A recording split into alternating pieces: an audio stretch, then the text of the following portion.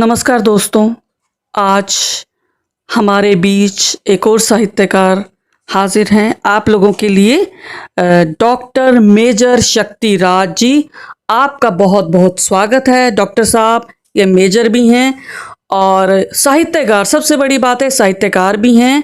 और शील कौशिक जी और डॉक्टर मेजर शक्ति राज जी ये साहित्यकार युगल हैं। ये बड़ी प्रसन्नता की बात है कि दोनों पति पत्नी साहित्य सृजन में संलग्न हैं। तो डॉक्टर साहब, सबसे पहले तो मैं आपको बधाई देना चाहूँगी, आपकी नई कुछ पुस्तकें आई हैं।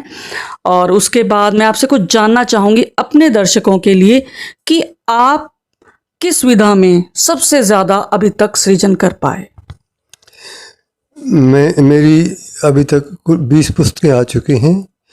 मैं हिंदी, पंजाबी और अंग्रेजी तीनों का काव्य सृजन करता हूँ।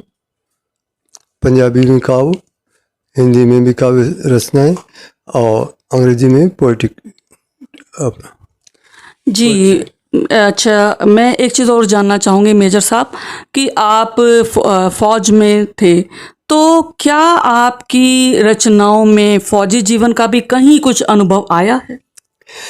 मेरी जो सबसे पहली पुस्तक आई, आओ हम एहसास करें, उसमें देशभक्ति के गीत और कविताएं हैं और हमारे युद्ध के समय की भी कुछ कविताएं हैं, जैसे कारगिल युद्ध वगैरह पर।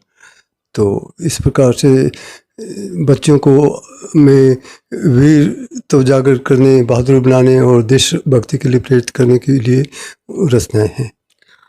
अच्छा डॉक्टर साहब, एक चीज़ और मैं एक पूछना चाहूँगी अपने दर्शकों की ओर से कि आपको क्या लगता है, क्या साहित्य समाज की दिशा बदलने में समर्थ है?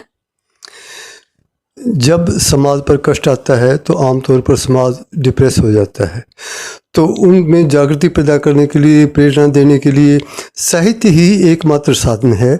हमारा जो स्वतंत्रता आंदोलन चला, 1857 वाला भी और 1947 वाला भी, इसका मुख्य जो है ना प्रेरणा स्रोत साहित्यकार ही रहे और उन्हीं के कारण से हम आज आज़ादी प्राप्त कर सके हैं। हालांकि जिन वीरों ने बलिदान दिया उनका अपना महत्व है, लेकिन उनको बलिदान के लिए प्रेरित करने के लिए तथा सबको संगठित होने के लिए ये जो मुख्य जो रास्ता तैयार किया गया, ये केवल साहित्य द्वारा ही किया गया। वो पुरानी एक लाइन मुझे अच्छी तरह से याद नहीं आ रही है, लेकिन इस प्रकार से है कि जब तब कलम चलेगी, अखबार चलेगी, जब हम युद्ध में जब तलवार हार जाएं तो अखबार जो है विजयी रहते हैं। अखबार निकलना चाहिए। हाँ। बिल्कुल बिल्कुल मेजर साहब। और कहते हैं कि साहित्यकार ये जो हैं ये नेता से आगे चलते हैं, क्योंकि राजनीति को जो रास्ता दिखाता है वो साहित्य है। आप कहाँ तक सहमत हैं? मैं इस बात पर पूरी तरह से सहमत हूँ, क्योंकि दिशा और दशा का निर्धारण समाज में क्या है आज और क्या इसको होना चाहिए और कैसे वो हो सकता है, ये तीनों चीज़ें जो है ना, इसका विवरण प्रस्तुत करना और भविष्य की कल्पनाएं देना और लोगों को प्रेरित करने के साथ साथ उनमें उत्साह भरना, ये सब केवल साहित्य के बल पर ही निर्भर है। तो इस प्रकार से केवल राजनीतिज्ञों को ही नहीं, सारे समाज की प्रेरणा के लिए ही साहित्यकार कार्य करते हैं। और एक साहित्यकार का सीधा जो जुड़ाव जो है ना, वो परमात्मा से, जो सर्वशक्तिमान से होता है, क्योंकि साहित्यकार सृजक होता है और परमात्मा भी सृजक होता है। तो इस नाते वो एक दूसरे के बहुत करीब हैं। और जब साहित्यकार सृजन करता है उस वक्त वो वास्तव में भगवान के बहुत ही करीब होता है। उस जो भी, जैसे वेद वगैरह जो भी लिखे गए, श्रुत जो है लिखा गया, वो ज्यों का त्यों दिमाग में आया है और ज्यों का त्यों लिखा गया है। बहुत सुंदर बात कही मेजर साहब आपने कि भावना और बुद्धि, इन दोनों का सम्मिश्रण जब होता है तो साहित्य का सर्जन होता है। और आपने बहुत अच्छी बात की कि जो साहित्यकार हैं वह भगवान के कितने करीब होते हैं। और मुझे लगता है कि ईश्वर की वाणी जो है वो अपनी कलम में भरकर ही पन्नों पर उतारते हैं। तो डॉक्टर साहब, युवाओं के लिए आप कुछ संदेश देना चाहेंगे? युवाओं के लिए यही संदेश है कि सबसे पहले हमारे आगे बढ़ने के लिए, ये जीवन जो है किस लिए है, भगवान ने हमें दिया खुश रहने के लिए। और खुश हम तभी रह सकते हैं जब हम किसी दूसरे को तंग ना करें। अर्थात हम समाज में अपने पड़ोसियों को तंग ना करें और जीव जंतुओं को तंग ना करें, पशु पक्षियों को तंग ना करें, पेड़ पौधों को तंग ना करें। यानी कि ये हमारा ये सामंजस्य जो बिठाना है वो अति आवश्यक है। बहुत अच्छी बात कही मेजर साहब आपने।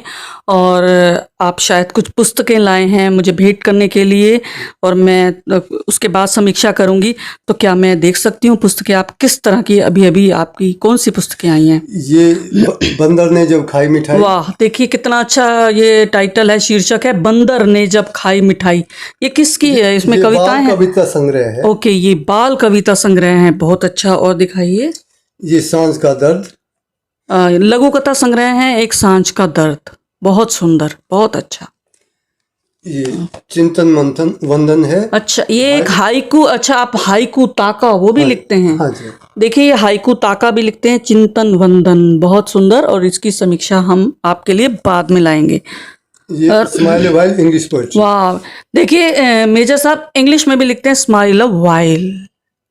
इसमें क्या है मेजर साहब? ये इंग्लिश पोएट्री है। अच्छा, पोइट्री। यूथ पर इन्होंने पोइट्री लिखी है। यूथ को किशोर बहुत के लिए। ज़रूरत है, टीनेजर्स को भी दिशा निर्देशन की बहुत ज़रूरत है। तो दोस्तों, ये इन्होंने पुस्तकें भेंट की हैं और आज बहुत अच्छा लगा मीठी मुलाकात में।